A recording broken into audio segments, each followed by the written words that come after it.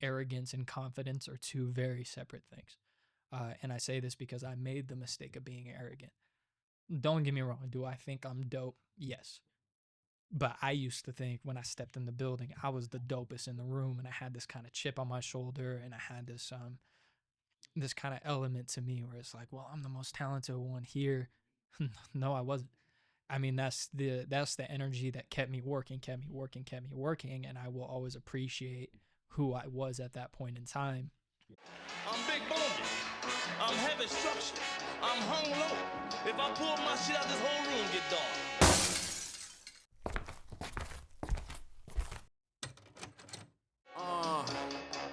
I'ma talk my shit. Fat finger, let me talk my shit. Damn right I'm gon' talk my shit. I.E. in this bitch love. Never resting on my laurels. The definition of a core when they stop questioning your morals. Ladies and gentlemen, this is a very dope and personal talk your shit. Very See personal. what I did there? Very personal. So I met this man over 2 years ago, and him and another artist I know reached out to me to do a show in Fullerton, and I got to see him perform. And I was like, this kid's dope. And like when you see youth and talent at the same time, you see potential, you see the trajectory of success. So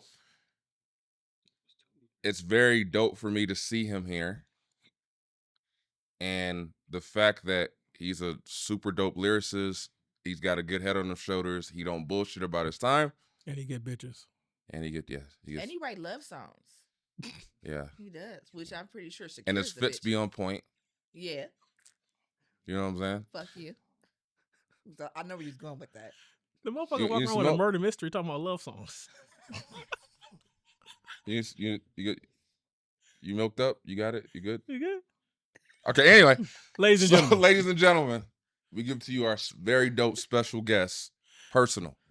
Thank you. Thank you so much for having me. I want to give a shout out to Heavyweight Podcast and Stutter for having me here. And I got to give a shout out. The other artist that he's referencing is my older brother and mentor in the industry, Diesel 5001. Yes.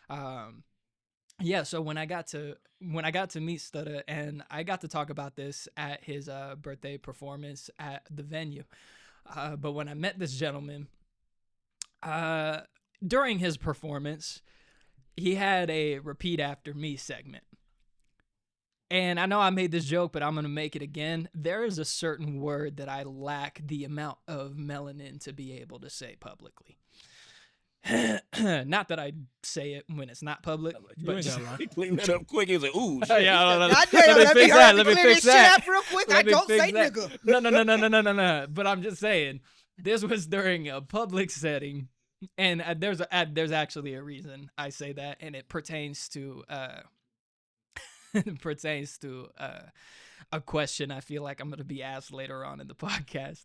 But during his repeat after me segment, you know, he's going. He's all repeat after me. Da, da, da, da, da. I'm standing in the front. I'm looking to the left. I'm looking to the right. And he's looking dead in my soul, like the soles of these shoes. They all did. I had to. Hey, my peoples, man. I fight white people. Hey. Personal. I will two-piece your ass. I fight white folks. Two-piece and a biscuit. Okay, I don't give a damn. I guess the sage ain't working.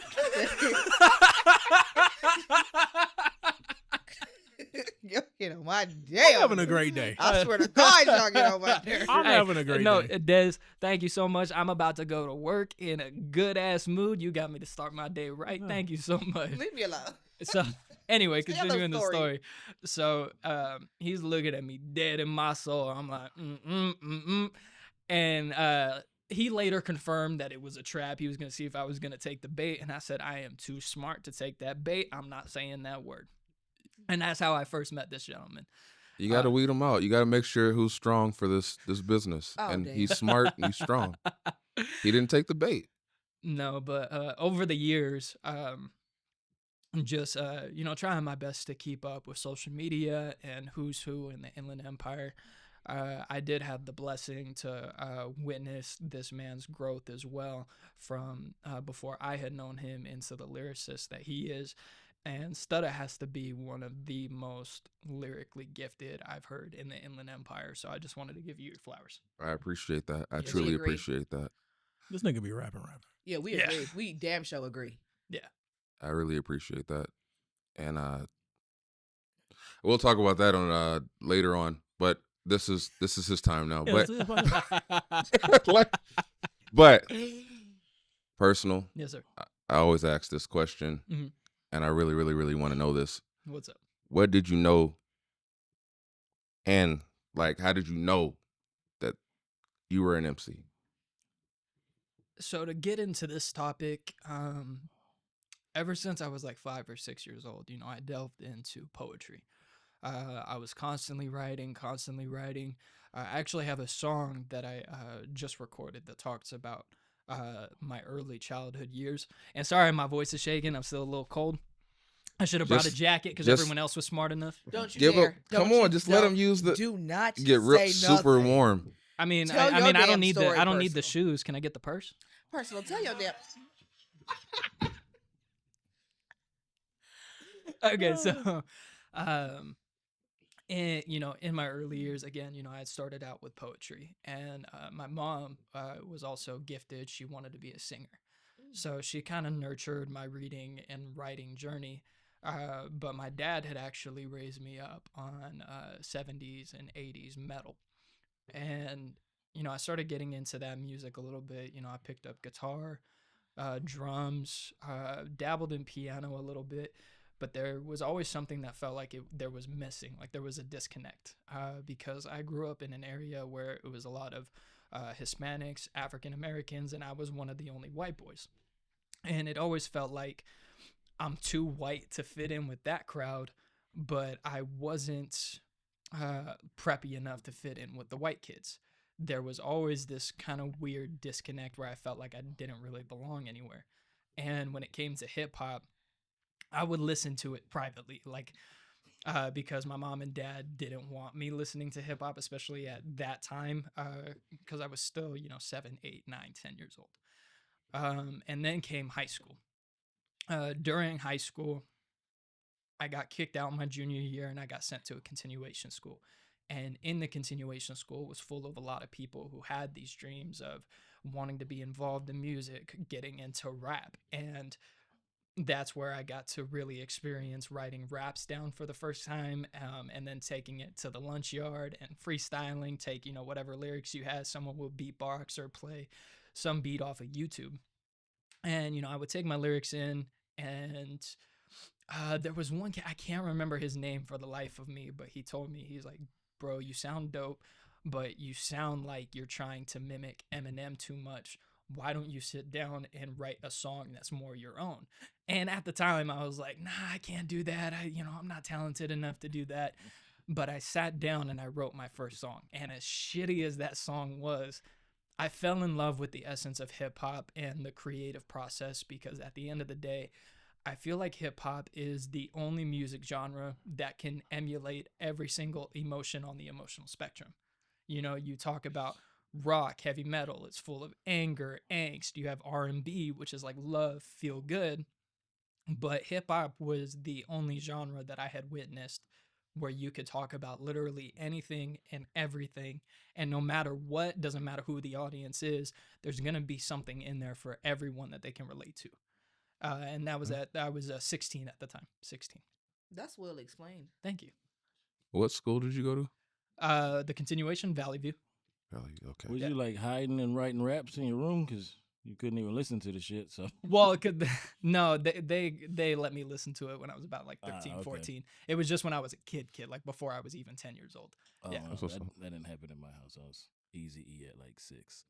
Right. Well, I didn't have that pleasure. No, I know. sir. Oh God. Just like, Why are you looking like that? Because I can see when you on bullshit. I wouldn't. Damn. I'm just living my life. Right. So, how long have you been rapping for, like, officially? I would say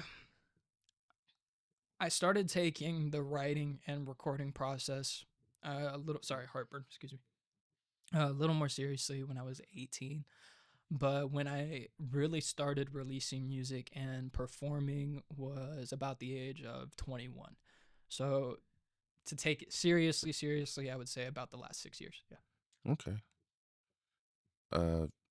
When this is a side. So when did you start linking up with Diesel as far as like doing the shows and such? Oh, that's a great question.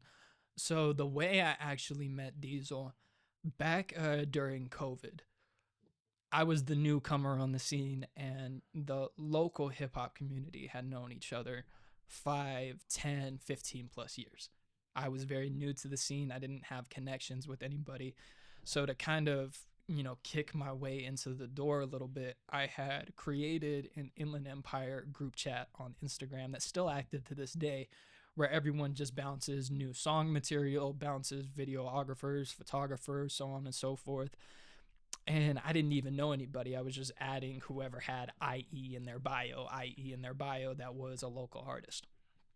And when I first met Diesel, it was at a Pomona Loud event back during COVID. And this is when they had to have their performances outdoors. And I saw him perform, and I was like, that guy looks so familiar. I'm like, is that Diesel? Is that Diesel? I was asking all the people like to the left and right of me. I'm like, hey, is that Diesel? Hey, do you know who that is? And he finished his performance, and I got to go up and have a conversation with him. And that was just the start of a family bond and a working relationship as well. And over the course after that, I want to say 7 or 8 months later, he had invited me to do a performance at the Fullerton venue we were at. Performed there, I want to say like 4 or 5 times, and I would show up early to help set up. I would stay late to help them break down the set, and that's when he invited me to become a host for the event. This is when we were still doing Up Your Game out in Santa Ana. And that group, unfortunately, is no longer together, but Diesel and I maintain our friendship and working relationship, so we are in the talks of starting up a new movement. It's still in the developmental process. And, we're trying to secure the venue and everything. But what I loved the most about it was being involved behind the scenes and really learning how to transition from I'm just an artist to how do I staple my name as a business? How do I staple my name as a household name in the Inland Empire? And being involved in the production area of things when it comes to performances was the best way I could see myself doing that. That's what's up. That's what's up. Again, shout out to Diesel. Yes, sir. He's a very I would say I used to pick his brain so much about any information. He's like this giant ball of information when it comes. If you have any question about something, he either knows it or he'll make sure to find out how to do it. So shout out to Diesel. Definitely a great mentor. He don't gatekeep. He don't gatekeep. He's very. If you got questions, he'll either have the answer or he'll find it for you. I respect that. So after your recent obstacle that you've overcame, Mhm. what is your main motivation in this journey this time around? Well, to shed a little bit of light on that, the obstacle itself was a back injury that took me out for, I've been MIA for the last 5 months. And before the injury, I was just firing on all cylinders. I was involved with performances. I was involved in trying to record new music, maintaining my full-time job in the gym, working off of 2-3 hours of sleep, and having to take that hiatus and really remind myself of why I'm grateful to be making music in the process. And it was also a reminder to keep up with my relationships with the local artists. Because before then, and it wasn't out of like, oh, I'm hating on this person, but I was so caught up in my own world that I wasn't taking the time to follow up with everyone else and, really check in and be like, hey, how you doing? You guys good? Do you guys need help with anything? What do you got planned? Is there any way I can be involved? I was just so caught up in my own world. So when I was forced to really take a long minute to have nothing to do, I think this next time go around, I'm going to try to be a lot more involved. and really step outside of Persinal's world and be like, okay, well, but this is a collective community. How can I be more involved? How can I give back to the community? How can I show love in this area to really nurture that growth? So I think that's where my focus is for the most part at this point. That's what's up. I know you were working on a project. What is the name of your project? So the album that I just put out this year is titled Sinner Child. I actually got this idea from Diesel. We were sitting down and having a conversation, and word for word, verbatim, he goes, "Your name's Persinal. Don't be afraid to get fucking personal. Like, tell your story." And, at that point in time, I had my club songs, I had my dope lyrical bangers, I had a couple songs that touched on the importance of mental health, depression, songs where I would give informational light about the struggles with addiction, but I hadn't really talked about my story from a third person point of view. And so he sits me down and he's all, why don't you do a play off of inner child? You can call it Sinner Child because you have the word sin in the name Persinal. So call it Sinner Child, talk about your mistakes, talk about your tribulations, and really delve deep into what made you the person you are today. And I think that was the most reflective piece of work I've ever done. And I have to thank him for giving me that album idea and title, because after he told me about that and he gave me the idea, I just ran with it. Like, I think I had 85% of the album written and recorded within 2 weeks. And then there was like 2 or 3 songs off of it that took me a little bit longer because I had to find the right words to convey the message I was trying to put out. And the whole concept of Sinner Child really touches on, no matter the mistakes that you've made, you can always come back from it. And to not allow your mistakes to define who you are as a person. And, personally, no pun intended, I feel like that message was conveyed exactly the way that I wanted it to. And then the next project that I have following up with it, shout out to Tangent, the Wiggy Woo.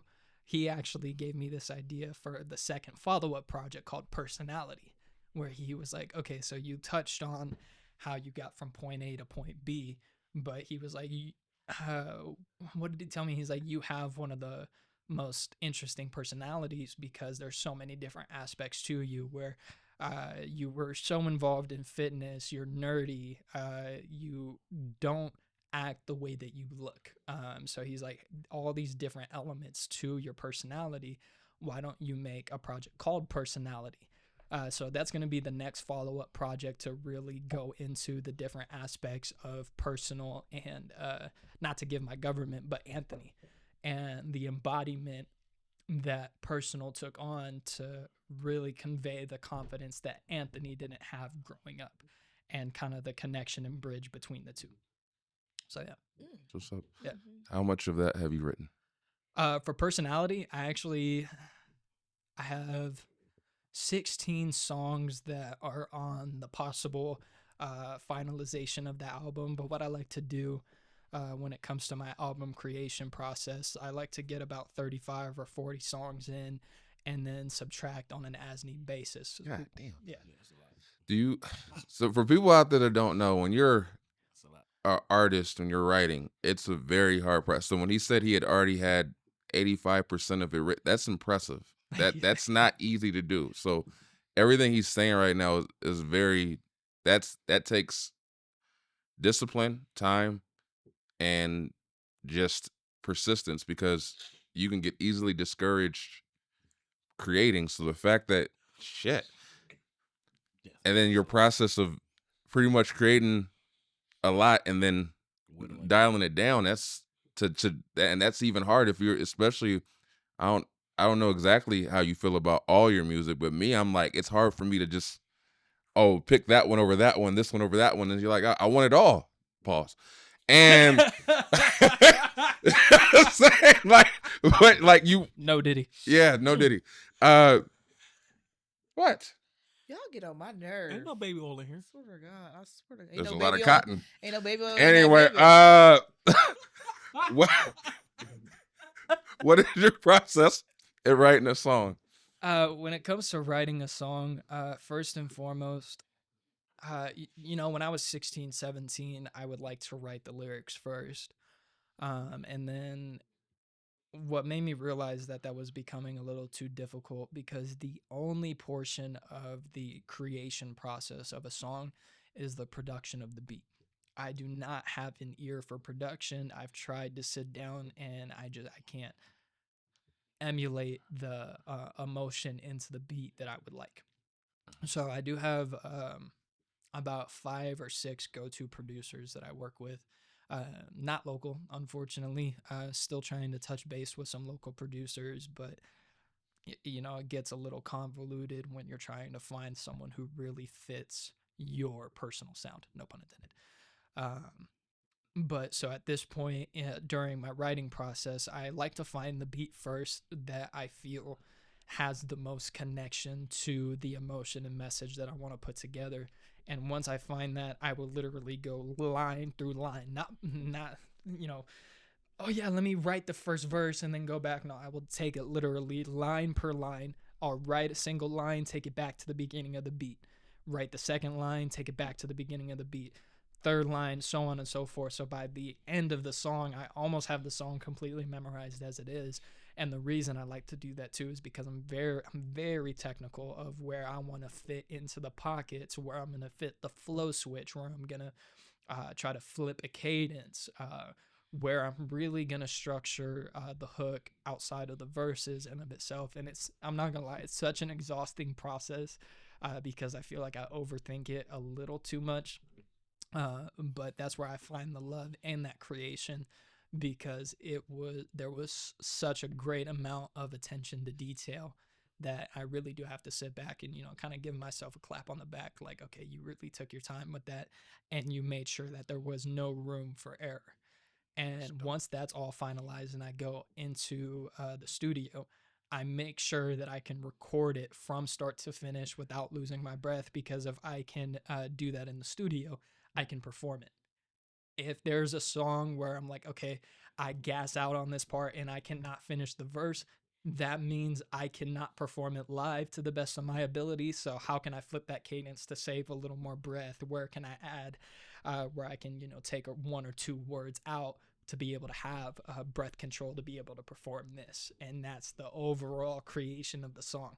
First and foremost, is it within all the pockets that I wanted to hit? Does it fit the message? Does it fit the tone? And then can I perform this? That's the So you do the whole process and kind of like in one shot. So you do the memorizing 4 performances and the creation of the song itself all in one. Yeah. So when you said about for producers, Mhm. I often had an issue with this. Actively, I feel like locally there's not too many producers that kind of, because I feel like you're in the same wavelength as far as you almost have a sound that's more, I guess, without locally people are like, oh, you sound more East Coast, you sound more this, you sound more. So do you notice that a lot of the producers that you do reach out to tend to be either East Coast influenced or seem to hail from either more Eastern states? I wouldn't necessarily say it's a disconnect between West and East Coast style. It would be more so the times where some of the producers I see locally are still, within the 90s, early 2000s boom bap, which don't get me wrong, I love. But especially with my generation, there's a huge disconnect with that where there's not really an appreciation for something that has a simple, iconic beat and bars. Mhm. That's something that just isn't appreciated anymore for the majority of my generation. But then these other beats that I hear are almost a little too modern, where it's, oh, there's a touch of EDM or a touch of pop or a touch of this. And I like to be in that sweet middle ground where there's elements of boom bap, but you still get the elements of the 808. You still get a taste of these hard hitting bass notes, melodies, and all that kind of stuff. And it's hard to find a producer that can really emulate that. And then at the same time, find a beat that matches your vocal tone and your vocal style. Mhm. especially as someone who, I don't have an ear for singing. I don't have an ear for being able to change my vocal key. So if there's a beat that's in a key that I can't match, I'm like, okay, then I have to find a beat that's going to complement my voice a little bit better. Even if the lyrics fit this one perfectly, I'm like, but my voice isn't going to sound good on this. Like the beat itself is dope. I don't want to take away from the producer, but this isn't for my vocal tone specifically. And I keep all of those elements in the back of my mind when it comes to the song creation, where I really want this to have the best sound. So again, and that's not to hate on any producers, because that's a talent that I do not have. And, mad respect to the people who can sit down and just off the top of their head be like, oh, like all the stuff that I don't know how to do. But again, when it comes to the local producers in the scene, when I'm keeping all of those elements in mind, I'm like, it gets a little hard for me to be like, oh yeah, no, this person's the perfect producer, or this person's the perfect producer. So I just go to YouTube and I'll search up, again, the 5 or 6 producers that I found on YouTube that I work with on a consistent basis. I feel really just match who I am as an artist. I guess the follow up would be, do you know where their region? There's 2 or 3 of them that are actually here in California. One is from LA, one is from the Bay Area, and one I think is from NorCal. One's from New York, and then like 1 or 2 in the Midwest region, but they're all United States. They're just not, For sure. SoCal. Because when I hear what you're saying, like when you're talking about like being able to not be able to identify certain tones, but like it's a skill in itself to be able to like say for yourself, like, I can't do that, so I need to be able to find something that's a skill in itself. Mhm.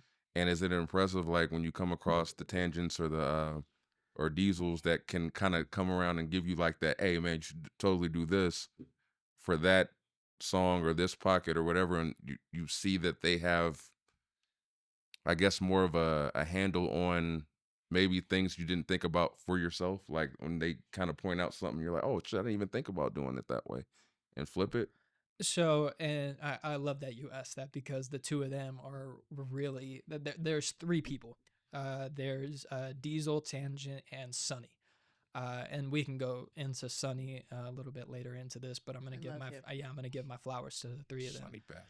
I love him. Those are the 3 individuals that we send each other unreleased material to all the time. And the advice that I get from Diesel and Tangent are kind of like what you said, like, hey, why don't you try this cadence here? Or why don't you try to flip, a flow switch to go into a double time here? Or, why don't you change the topic material to something a little more like this? Like, hey, that might be a little too heavy, or hey, that's not personal enough. Go deeper. And I always take their advice to heart. And even if I finish a song and the song is what I'm happy with, and I'm like, I don't want to change that song specifically, but the advice that you gave me, I'm going to take into the next song or the next project, because I want to see that evolution of growth. But I also don't want to take away from what I feel like, okay, this is exactly what I wanted it to be. And this is no disrespect to anybody. But, if you give me advice, of course, I'm going to take it into the next song. But if I feel a song is completed to the point where I am happy with it, that's for me. That's like, okay, you know what? Like, I appreciate the advice. I'm going to take this, next project. I'll let you hear it so you can hear, okay, I, listen to what you had to say. I really listened to what you had to say.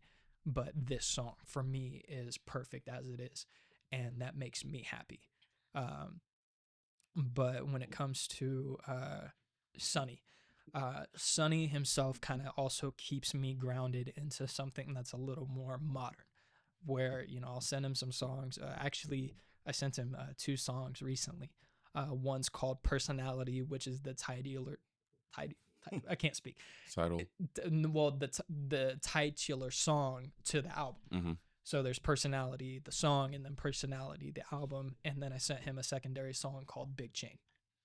And this is kind of where that disconnect happens, where I was talking about a little bit earlier, that when it comes to lyric content, sometimes lyrics in and themselves aren't the most appreciated anymore. Personality really went into my upbringing, how I started writing music, kind of what I'm touching base on the podcast today, how I evolved from going from Anthony into Persinal and really went in depth into a lot of those elements. And then Big Chain is just your typical braggadocious, like, oh, like this shit, this shit bangs, but there's really no depth to the song. And word for word, and he told me he loved both joints. He's like, these are both really dope songs, but Personality, I feel like, is the type of song that you keep in your bag and you talk about this stuff a lot. And yeah, you're going really into depth, but a song like Big Chain, even though in my opinion there's no depth to the song, he's like, this is the most marketable. So I feel like that's the one that you should push a little bit more. And when I was a little bit younger, I would get frustrated with that because Personality took me 3 weeks to write. Big Chain, I think I had written in 45 minutes. And I'm like, dude, like, why does this song get the attention? Da, da, da, da, da. But that's the times that we're in. So I have a huge appreciation for Sonny because he keeps me grounded in that element where he's like, okay, like, I know you're happy with it and this sounds good to you, but you also have to think about your consumer audience. Do they want to hear you go that in depth? Do they want to hear you be that technical with your bars? Or do you want to be able to market this and take it to the next level? So that's also a secondary element that I'm trying to keep in the back of my mind when I'm creating a song or creating a project is, yes, I want songs on there that make me happy, that I'm like, oh, like I really talked my shit on that song, or I did such a good job with this and yada, yada, yada. But also bringing out material that my audience is going to want to hear and still having to be happy with that in the process. So major shout out to those 3 individuals because I would not be the artist I am today without the feedback of all 3 of those individuals. Big Chain is about to come out though, isn't it? November 1st. Release? November I thought 1st. so. Yeah, November 1st. I actually just wrote that and recorded it last Friday. Shout out to Sonny Babel. Yes, please. I think it's dope that both of you are young, Yeah. but both you guys have your business. You stand on business. Like it's very important to have everything thought out. And yeah, That's an intelligent man. Yeah, no, Sonny, it's always funny to me because I always forget that Sonny is just slightly younger than me because of the way he carries himself and the energy that he emulates. He's larger than life. And you could see that from that man. I agree. And he's just, when I think about who has the potential to really blow from just a local artist into a national or international star, I really feel like Sonny is on my small list of people in the Inland Empire that do have that potential. So the fact that I have someone like that I can go to and be like, hey, what do you think about this? Hey, what do you think about that? The fact that he will still take time away from his day to even give my stuff a listen, to give me honest and constructive feedback, that man will always have my undying respect. Yeah, I agree. I can definitely see him taking off. But you too, because your sense of like understanding of self, but also like your willingness to go to the community, your rap community, for just questions, answers, and to really just thrive in that community, that's going to be what takes you to the top. Your music is excellent. Thank you. And I think it's because you have a good sense of self. You know what you're good at, you know what you're not so good at, but you're willing to go out into the community as well. So I can definitely see you taking off as well. I appreciate you. Thank you so much. And McFly, you know how I feel about you. I appreciate it. But you can't even. Sonny had reached out. He had released a song with another artist, IE artist, and he asked my feedback. And when I saw the video, I got a weird. I don't like to do the whole comparison box. I feel like people do that too often. But when he asked me, I honestly felt like Sonny has this weird thing where he's able to bridge gaps because of his styles and his ability to be creative. He can be on his punchline back here or whatever thing you need him to be. And I was like, for me, it almost felt I'm sure he'll either get praised. I'm not trying to knock you for that. I said I feel like he's like this IE version of J. Cole. The way I see him jump over and into everything, and he's featured on this artist and that artist, and you're like, damn, he can rap in that pocket, that pocket, that pocket, and it made me feel like what I see J. Cole do, where he's jumping in T Grizzly shit or whoever shit, and you're like that. That's to me is Sonny. Like he's very versatile. yes, Yes. and he's very skilled. And I Yeah. saw it at 14, seeing him get older and older and older, and just seeing it just evolve more. So shout out to Sonny, Yeah, definitely. I keep forgetting how old he family is. of the 'Cause he's podcast. so- Yes, the way he carries himself, I Yeah. keep forgetting how old he is. yeah. So again, shout out to him. So as we move on, I know you addressed this a little bit earlier, but I still need to know, What's up? just to get a clarification. Will you ever use the N-word pass I gave you at any point? Like, will we get a song where you suddenly say, "Hey, it's cool, Stutter said I could do it." So Okay, I'm- so I'm glad that you brought this up because it gives me the opportunity to clarify how I said earlier. Oh, like I wouldn't say this publicly. When I was a little bit younger, especially, just getting into the hip hop scene when I was first starting to write, I'm not gonna lie, and this might get me canceled before I'm even able to Yeah, don't actually lie. Go You know ahead. you won't get canceled. That shit ain't real. When I was 16, 17 years old, I had been, welcomed into the community of everyone that was around me. Especially when they find out, I'm not your typical white boy. I was raised in a Mexican household through my dad and my grandparents because my mom met my dad when I was 3. And, he's not my father by blood, but that's my pops through and through. And my grandparents too, that's my grandma, that's my grandpa. And so when people started to find that out about me and they're like, okay, so you're not just some preppy white kid that came from privilege. And I'm like, no, furthest fucking thing from it. Being invited into the community, a lot of people gave me that pass. And I started to get a little too comfortable saying, a certain word. And then when I was 18, I think I was at a Halloween party. They Someone was laid your done. ass out. No, they didn't lay me. I said, No, somebody no, no, no, laid no, no, this no, no, nigga no. out. No. But it became a thing because I had a couple of the people I was cool with, behind me, and there was a gentleman, I don't even know his name, but he was someone that I didn't know, and he heard me with my homies, saying, what's good, blah blah blah blah blah, and he stops me and he's all, why the fuck are you so comfortable saying that? Ooh. And it was a humbling moment for me because, I grew up the way that I grew up. I, had the friends that I was friends with that, and, this might sound a little stupid, but I would almost forget I'm 100% Caucasian. I would forget that sometimes. And so he had to really humble me and he had to remind me at that point in time, because at this point I would say it on songs that I was putting out. I would, do this, do that. And he's like, you're never going to understand, the pain and history that comes with that word. And you're also, no matter what kind of life you've had, no matter how hard your life was, you're never going to understand the other side of it. Okay. And where this really comes into play, my best friend is African American. I think I told you guys this at the venue. My best friend is the epitome of Black excellence. He's on his way into medical school, getting his doctorate, and I've known this guy since 3rd grade. Like, he's family. My family still hits him up. He's very close with my dad. His family hits me up. Like, even if he's not in the area, they're like, hey, come visit for Thanksgiving, come visit for Christmas. Like, that's how close we are. This is family. That's sweet. And there were certain instances where we had done very similar things and made very similar mistakes. That when I was 18, 19 years old, I really got a taste of what the difference in skin tone can mean for consequences. And I didn't understand at the time why, we were in very similar situations where he didn't, I don't want to go too much into it because this is his business, but he only had an accusation against him where I had made a mistake. He had actually been booked. Cops let me off. Oh, yeah, you wait. Exactly. But I didn't That's when he understand found that. out he Yeah, I know. can't say nigga.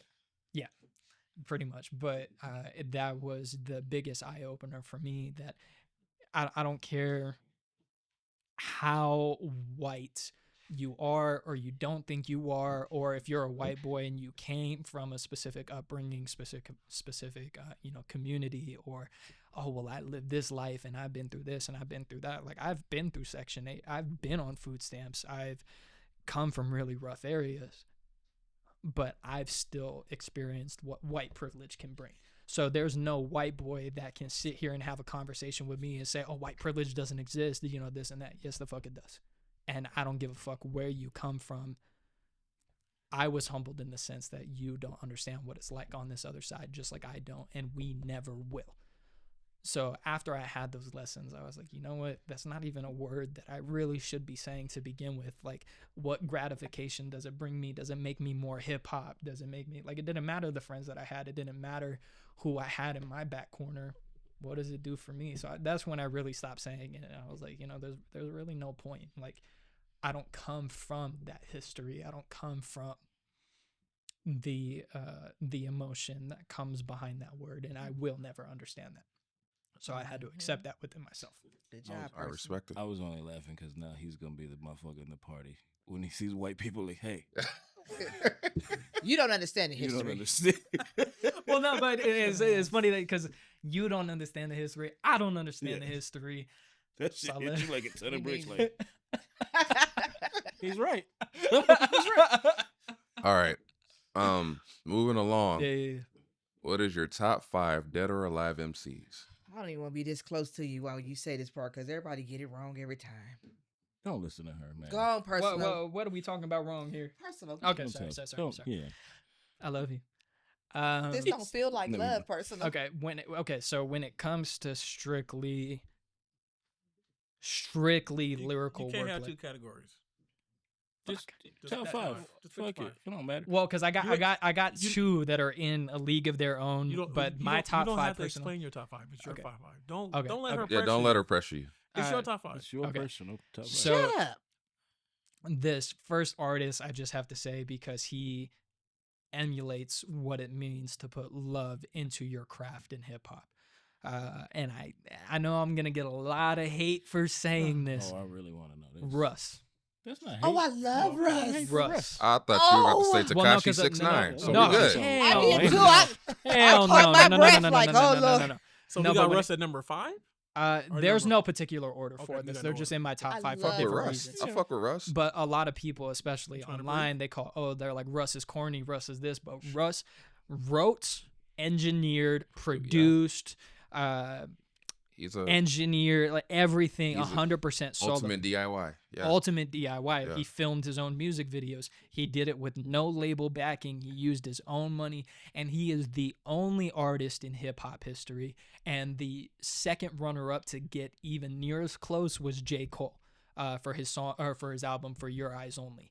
But Russ was the first one to go 100% solo and make it platinum.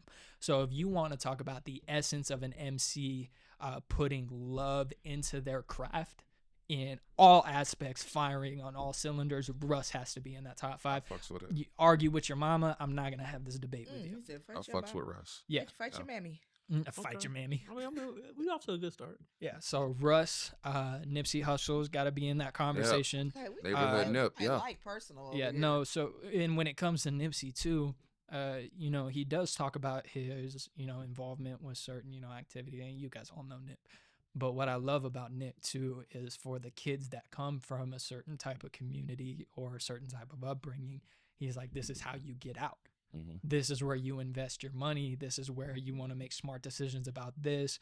And, he does have his songs that pertain to his lifestyle. But when I listen to Nip's lyrics, it doesn't sound like he was glorifying the lifestyle. He's like, nah, the mission is to make it out and to be successful, to give back to the community and to create generational wealth. All right, not doing too bad. 3's got to be J. Cole just because of how versatile he is. And a lot of people, especially after, the bow out that he did during the Drake and Kendrick beef. But J. Cole got to be in my 5 because he's, what's it? I was gonna ask What's that? after that point. You laughed at my post about it, but that's what I was pertaining to. the Port Antonio song, I feel like this, like I said in this post, and if we've learned anything about this shit, do not explain yourself after the fact. Just either stand on business or keep your mouth don't try to shut. say what I meant, what it was, what could have happened. What really happened. Like, see, this is what had happened. just leave it alone. Like No, but so outside of all that, J. Cole, and he actually has a line. If you take away all the beef drama outside of the conversation, he even has a line in Port Antonio that I was really able to relate to, where he talks about, you won't understand this unless you came from a certain type of upbringing, and then your mom met a man where they were able to double up their salaries and take you to a better position in life. And that's how it was for me growing up, and that's why I related a lot to that one specific line where, my mom was still finishing high school and college. And then when she was 19, she met my dad, and my dad was on his way to really building his career. And when I was, I want to say 8 or 9 years old, is when I got to experience going from, kind of a rougher upbringing into something that was middle class. And even though I wasn't necessarily the most comfortable because I couldn't relate to the kids that I was around, I got to relate to that portion of Port Antonio because of that. But on top of that, a lot of the topics that J. Cole touches on, I feel like I'm actually able to, even as a white boy, I'm able to relate to what he's saying. So because of that, J. Cole got to be in my 5. You think it's a half white part of him? Oh man, what are you gonna say? That's gotta be the. That's not the J. Cole. That's the Jermaine. Jermaine. Yeah, I relate to Jermaine. You guys My out of your God. mind. Jermaine's a black name. I was gonna say I know that's the never in black my name, but life I'm just met a saying. white Jermaine. I'm not gonna butcher Never. his name and Not be like, one oh, white. that's Justin. No, it's you know. Cole is his white side. Oh, I'm I sorry. I was listening to Cole the other day. I was listening to Cole. Okay, you Touche, right. my You're dude. right. Cole. So I was listening to Cole, and I really got yeah. That first verse. So we got Russ, we got Nip, we got J. Cole. Why you doing I that? gotta say, Nas for sure. I'm out. Nas. I'm still don't these two. Don't listen to them. I don't like Nas. I'm a They- J over. these three. They have an affinity for Nas. I have no issue with Nas. I'm a J. I prefer J over Nas, but I fuck with both of them. I prefer J over Hey, Nas. listen, this is your list. Yeah. So, but what That- what boils down a lot for me too is also cadence and sound of the voice. Yeah, he said, So- made you look, and I said, yeah, I looked away. Look the whole Don't. other damn direction. I can't go there. Stillmatic's still one of my favorite albums. So Yeah. And then my Not- last Not one, Nostradamus. nah, Stillmatic. Rewind. I gotta say my last That one is would a be hard Hobson. Wow. Hobson. Oh. Hobson. Word. Hobson. Nigga, you Because don't like Tupac? he's in my 2 where I said that there's 2 artists that are he in the didn't league say of he their don't own. like Tupac. Thank He you, just thank said No, I the wanna 2 hear that are gonna Tupac's be name. in Say there. it. Thank Well, no, you. it was gonna be Eminem and Tupac. He said Okay. Nipsey. Thank you. Well, I guess Hobson is Eminem adjacent. But yeah, Well, Yeah, no. So a little bit. the reason I loved We're talking, Hobson, we're talking about Hobson with or without the context, both. because that's a different version. Well, no, both. Because when he had the white contacts in, it was very controversial, which was similar to Eminem, where he's just saying such off the wall, weird shit that Yeah, you never yeah. hear anybody say. But once he took out the contacts and he started creating Undercover Prodigy and breaking away from Funk Volume and that part of his history, where he started getting a little more personal into his own life, like Illmind 9, where he's talking about the divorce from his wife and being canceled from going into Australia and Yeah, losing bro, his that kids. That was shit, funny yeah. as fuck. Yeah. He said that. I should never laughing at that song, but I was laughing. Your ass trifling as hell. You just There's make a lot fun of of every damn body, don't you? Toxicity, but I'm still telling you, man. The fact that you endorsed that whole But mean side of Raphael, like the turtle, like you said, that's my. that's my nigga. But yeah, I get what you're saying. If one turtle is a nigga, it's Ralph. Yeah, that's true. But yes, Pac and Eminem, just to Em- appease Des. Tupac and Eminem were the 2 artists that I said at the beginning, where there's 2 artists that I put We into talking a Digital category. Underground Pac or Death Row Pac? all the pop. All the Pac. How about 'Cause how about after 'cause- Digital 'cause- Underground? I like Digital Underground Pac.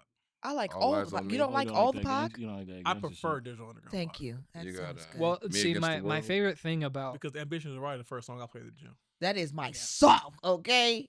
Yes. Go ahead. What were you saying? No, I was just gonna say what I loved most about Pac.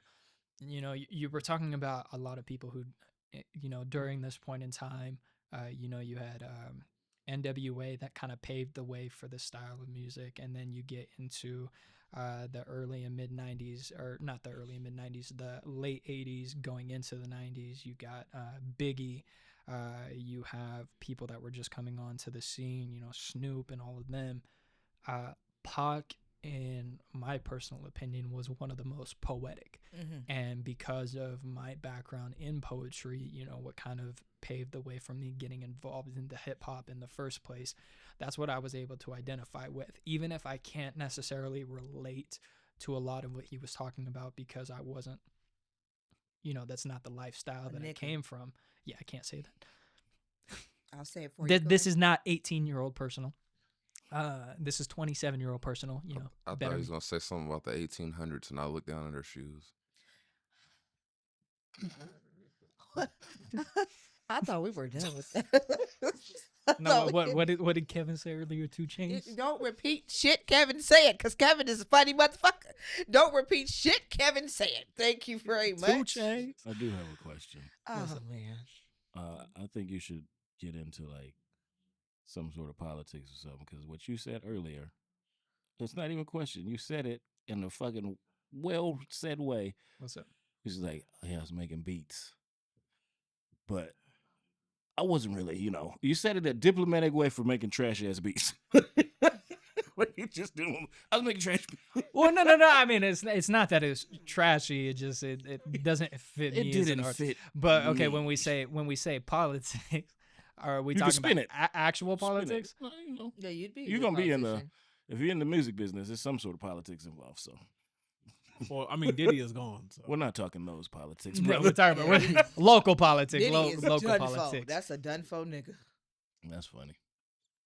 Yeah, I like your dude, approach. the internet never fails. I have so many memes about Diddy. It's Send 'em. Oh, funny. Lord. I got you. I'll send them to you on Send 'em. Instagram. Oh, No. You want to see my favorite one? I sent it to my I dad. love a good Diddy meme. Send them. Hold up. The That's Diddler. the That's Diddy Bob. No. It's The no. Diddler takes me out every No, time. Not the That Diddler. shit be having me in tears. Lubifer.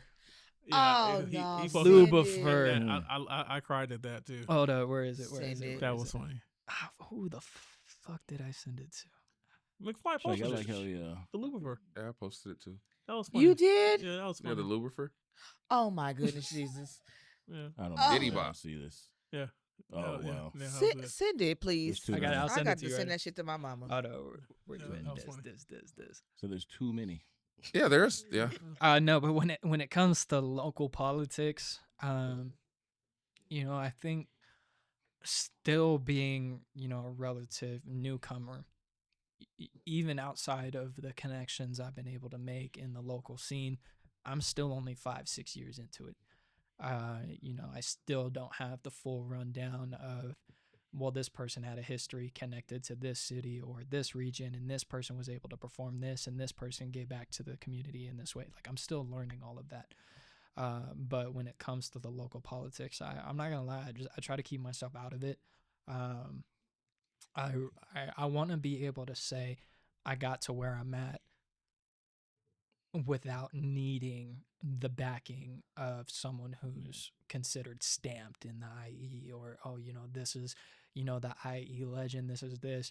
I don't want to have to ride on their coattails to get to where I'm going. In more sense, just to say I was able to do this based off of my talent and my work ethic, not because I had connections. And being a white boy in hip hop, it's already an uphill battle because I have to prove why I'm invited as a guest into the house of hip hop in the first place. So, and no disrespect to Eminem, Eminem would not have gotten where he is without Dre. Would not have. I don't want to have to be able to do the same thing where it's like, oh, I have to, you know, be cool with so-and-so, or I have to, you know, kiss so-and-so's ass to be able to get into this performance or this venue. Like, no, I want the work ethic to speak for Oh, yeah. itself, and I want You the want to be talent. baby oil free. You work. Oh, yeah, most What? definitely. God damn. No. So I saw, hold up. Now that we're talking about it, I saw this You fucking, crack me up. no, I saw this fucking meme I saw this fucking meme where it was a person that was in a fetal position crying, and it said, "When Diddy promised you a record deal and then got locked up the next week." Oh no, you done got I oiled thought he had down. meat. Oh You done no. got oiled down. He Oh, ain't getting out. no. That I- nigga It's in over there. for him. God He in damn. there. Mm. He in there. Shout out to Justin Bieber. All I know is dreams. Oh. All I know is dreams. Bieber, I have nothing to do with this. That is not the reflection of Desmond All I Bieber. know is that dreams and nightmares have a whole new meaning now. Yes. Mm-hmm. But That back ain't to none of my Hold business. up, wait a You minute. ain't lying. Y'all thought I was finished? Oh, dude, Andrew Scholes had that. Have you guys heard of Andrew Scholes, or do you watch him at all? I know who you are. Yeah, no, dude, that Oh, whole segment. no. Hold up, wait a minute. but You were back finished? to what you said. What's it? Yes, there are local politics. Yeah. Unfortunately, Unfortunately. I am a prime example of I don't kiss nobody's ass. So, but yeah, for you to say that it's that's the frame of mind you want to have. Yeah. As far as don't kiss anyone's ass to get anywhere. Just do it based on your business, based on your beliefs and your skill and talent. Yeah. Because the rest of it, Yeah. yeah, Keep working like a psychopath, because that's that's the what's going only to get way you to there. hit. Yeah, that's what's going to get you there for sure. The best piece of advice you can give anyone who decides to be an MC. I think the two things that I would say: one, you gotta have thick skin. Yeah. You gotta have thick skin, because especially if you're trying to break away from just an artist to be an MC, and to really put a lot of thought and love into your craft, even if you're not the most talented with it yet. You got to be able to take criticism with a grain of salt, and you're gonna have a lot of people that are, smile in your face and prey on your downfall behind your back. A lot of them. So you gotta have thick skin, and you have to mentally prepare yourself for people you thought were friends might not be your friends. So you have to kind of pick your circle very wisely. But more importantly than that arrogance and confidence are two very separate things. And I say this because I made the mistake of being arrogant. Don't get me wrong. Do I think I'm dope? Yes. But I used to think when I stepped in the building, I was the dopest in the room, and I had this kind of chip on my shoulder, and I had this this kind of element to me where it's like, well, I'm the most talented one here. No, I wasn't. I mean, that's the energy that kept me working, and I will always appreciate who I was at that point in time.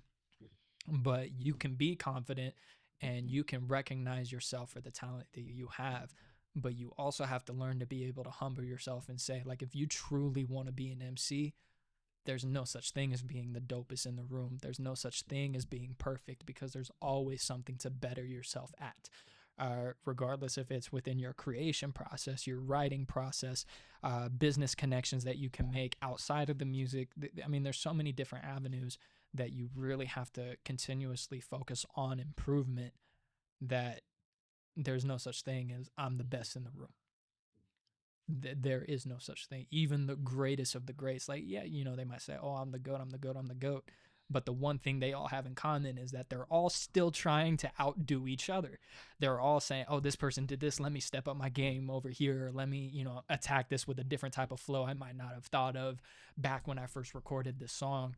And keeping that competitive edge and being able to sit back and say, that song was fucking dope. How can I do better? What you finna say, Big Fly? 'Cause I just said you I was bite waiting. your I was tongue so waiting. bad you I bite said your in lip. hindsight, Drake should have took this advice. Oh damn! He got too arrogant. He got too arrogant. He got too cocky. That's it. But Oh, Drake. everything you said is very true. And I said, I wish you would have. Yeah, it's facts. Yeah. Everything you said is facts. So when I kept thinking, I was like, Drake, listen. If you listen Say to the Drake. podcast, just listen. Like, don't get arrogant, man. Stay in the battle. He never really let shit down. So what are your other hobbies and passions outside of music? I mean, I Just bitches, huh? before the You- before You the get bitches, injury. person? Yeah. He said, "I do all right. I do all right. I I get do a all bitch right. or something. You know." I've been I knowing pull the shit. attention of high class women. I like that Okay, answer. I like I that. like that. I He's like been that. known to shake a tree or two.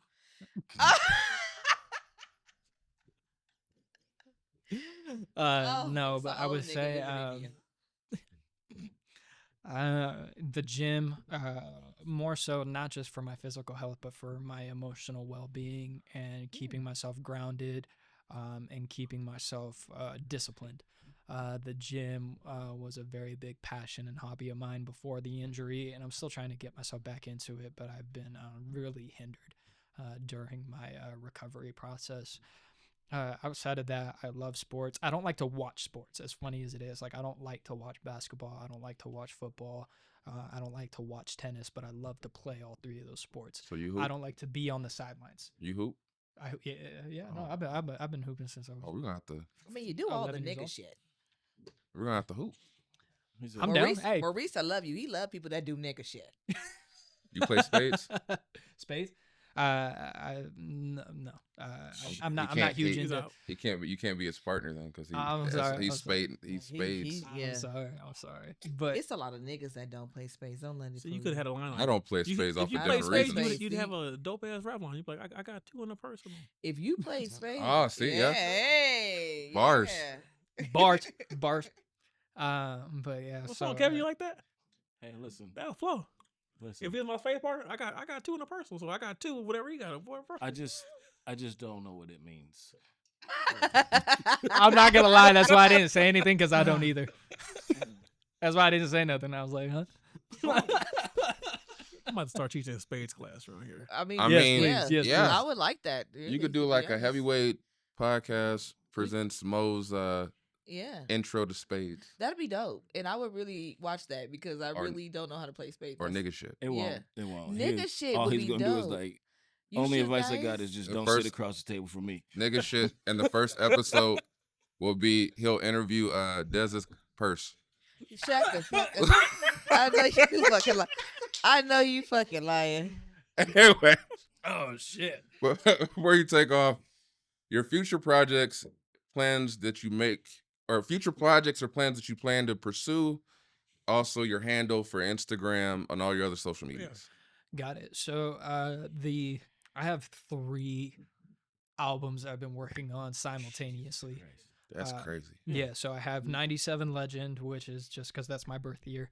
And it's just a culmination of all the dope bangers that I've had in my back pocket that I like. Some of them I wanted to include on Center Child, but I was like, there was no depth to the song. It was just like, again, one of those braggadocious, the stuff that everyone listens to nowadays. That I was like, okay, even though I'm not going to include it on Center Child because it doesn't convey the message that I want it to convey, 97 Legend is just that's the look at me. I'm talking my shit, Talk Your Shit Heavyweight Podcast. That's the Talk Your Shit album. I have Letters to You that I even have tattooed on me, which is an R&B exclusive that talks about You singing? not really singing, but it has those R&B elements to it. There is auto tune. Not that much. I don't like using autotune. If Oh, I can't recreate it live, I don't really like adding too many different I elements. wish these rappers would take that advice. Me too. Well, they say just play Drake. tracks in the back and just Say dance Drake. to them. Because they'd be like, I'd be like, do you have auto tune in your God damn it, microphone? Kevin said that.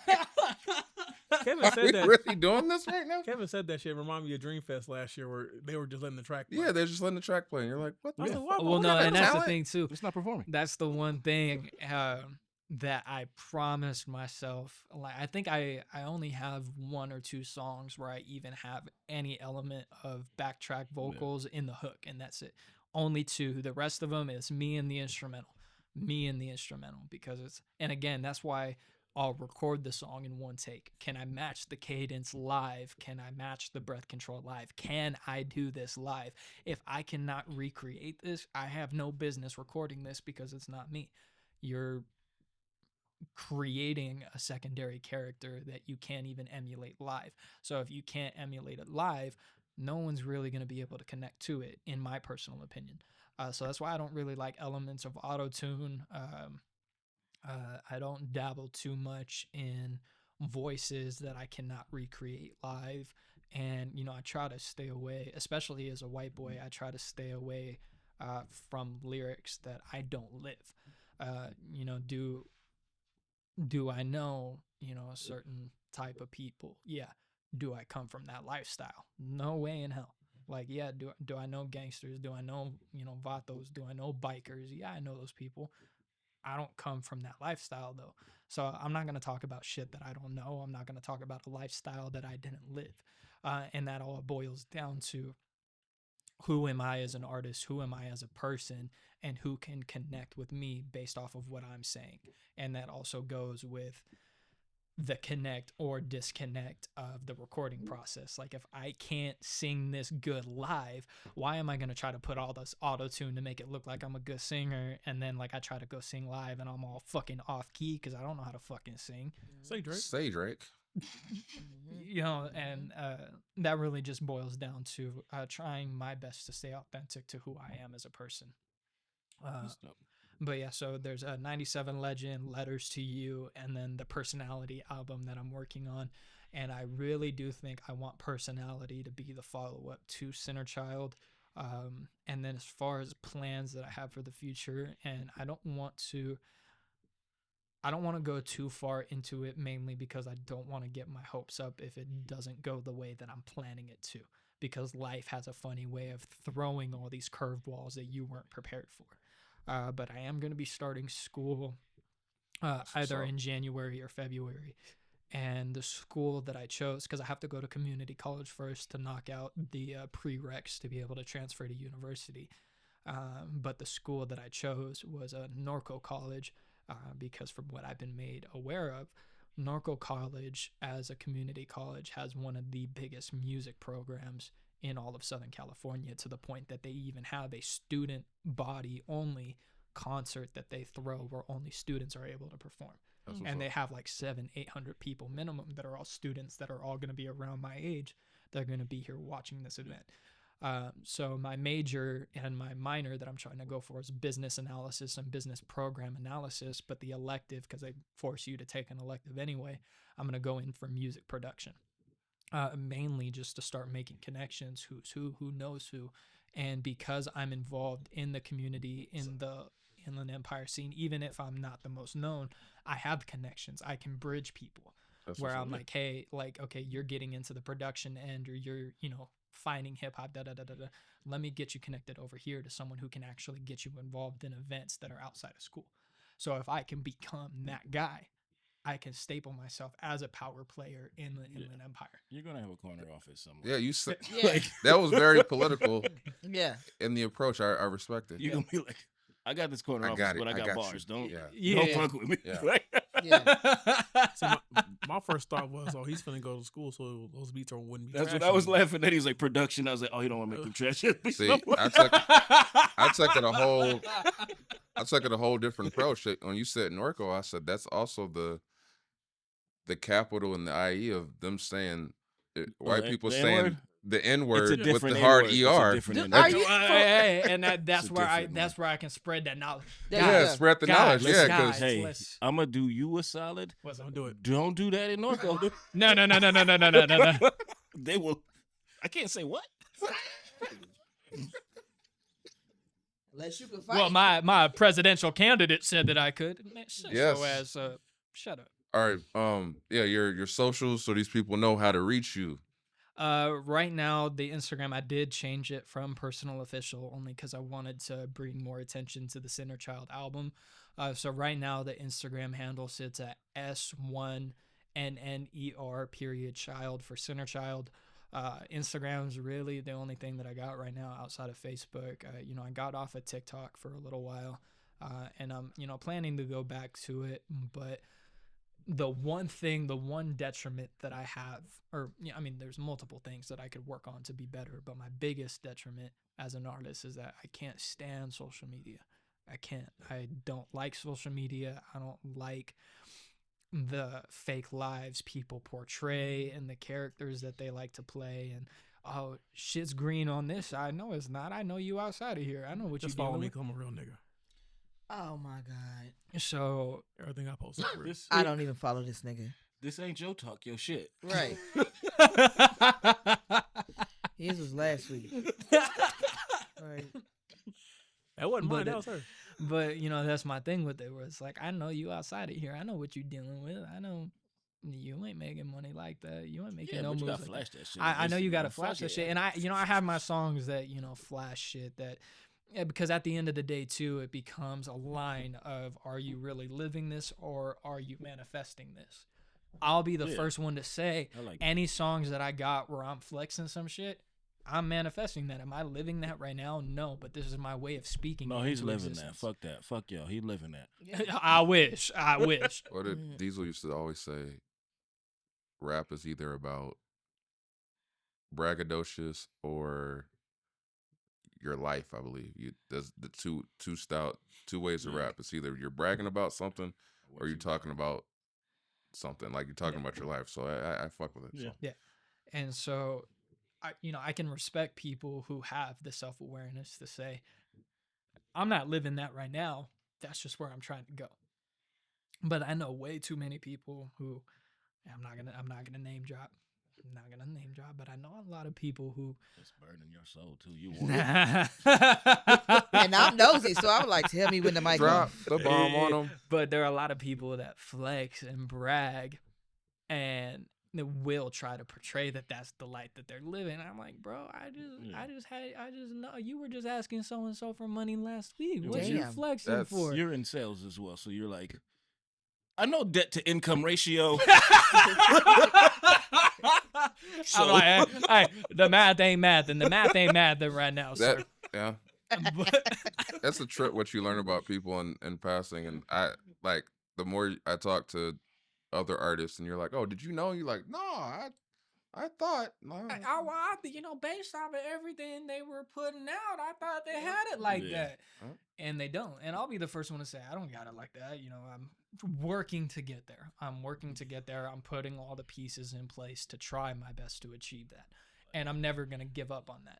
I'm always, even if plan A doesn't work, I got plan C, D, E, F, G locked up in the background to be like, okay, if this doesn't play out the way that I wanted to, okay, now it's time to switch this out, introduce this different element, see if this works instead, so on and so forth. But I'm not living it like that. Like, yet. It's not like I'm out here with my own house, doing everything by myself. I got my apartment and things like that, but I'm definitely not where I want to be. So any songs where I emulate this character of Persinal is the embodiment of everything that I want to achieve. Persinal is the embodiment of, that confidence, that swagger that I didn't have growing up. And that's my way. Nigga. Thank you for saying it, because I can't. He's his I'm translator, his I'm black his space translator. partner. You got to teach me about space once this goes down. And 'cause Domino's. do you Don't know let him Domino's? teach you about space because he's gonna expect you to say nigga. So with that being said, What's up, player? this has Oh, been there you go. Well played. another dope, awesome, very informative episode Yes. Good. of Talk Yo Shit Yeah. with our family member, Persinal. Thank you so much, and thank you guys so much for Like, having me. subscribe. Yay. Share, comment, Share all and that comment. shit. Till next time, we love you. Peace out. And whoever don't like the video, your mama's a hoe. Oh my God. I'ma talk my This has been another episode of the Heavyweight Podcast, Talk Yo Shit. One thing about me, baby, I'm showing up every week to see who coming to talk they shit. Y'all better show up with me. See you there. Bye. I must implore you. Cut 'em off.